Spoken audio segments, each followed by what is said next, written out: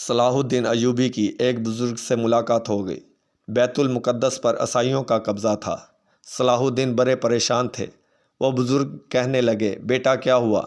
تو صلاح الدین کہنے لگے، بابا جی پتہ چلا ہے دشمن کے 2 بحری بیرے اسلحہ لے کر آ رہے ہیں۔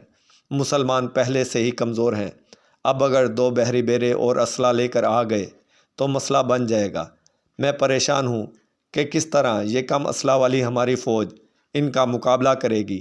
بابا جی کہنے لگے، بیٹا اس طرح کرنا، آج رات تو بھی دعا کرنا اور میں بھی دعا کروں گا۔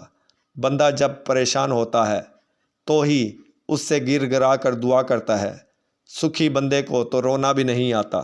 صلاح الدین دکھی تھے، سجدے میں سر رکھا تو تڑپ گئے۔ اور بابا جی کہتے ہیں، میں مسجد آیا تو صلاح الدین چیخیں مار کر رو رہا تھا۔ وہ کہہ رہا تھا، مالک میں کوئی اپنی شان کے لیے نہیں لڑ رہا، مالک میں تیرے لیے لڑ رہا ہوں، مجھے بے آبرو نہ کرنا، میری مدد فرمانا۔ بزرگ کہتے ہیں، میں آیا تھا کہ مسجد میں دعا کروں گا، پر صلاح الدین کو روتے ہوئے دعا کرتے دیکھا تو میں واپس لوٹ گیا۔ صبح صلاح الدین ملے تو بڑے خوش تھے۔ میں نے کہا، بیٹا کیا ہوا؟ کہنے لگے، حضور وہ جو 2 بحری بیرے اسلحہ لے کر آ رہے تھے، دونوں ڈوب گئے ہیں۔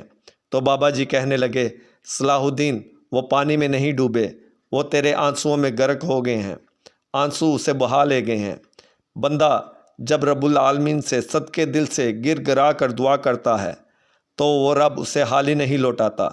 مانگنے میں طرب اور یقین کامل ہونا چاہیے۔